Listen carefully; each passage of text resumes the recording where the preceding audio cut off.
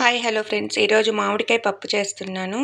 ముందుగా ఒక half an hour ముందు కందిపప్పుని శుభ్రంగా కడిగి నానబెట్టుకోవాలి. తర్వాత కుక్కర్ తీసుకొని అందులో ఈ నానబెట్టుకున్న కందిపప్పు, అలాగే మామిడికాయ ముక్కలు, టమోటో ముక్కలు వేస్తున్నాను.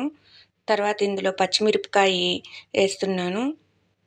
పసుపు వేసి ఒక స్పూన్ ఆయిల్ వేసుకొని అన్నీ ఒకసారి కలుపుకొని కుక్కర్ విజిల్ పెట్టుకొని ఒక 3-4 విజిల్స్ రానివ్వాలి. చాలా రుచిగా ఉంటుంది. ఆవకాయ ఈ పప్పు కలుపుకొని తింటే 4 విజిల్స్ వచ్చాక రుచికి సరిపడా ఉప్పు వేసి పప్పు గుత్తితో బాగా మెదుపుకుంటున్నాను.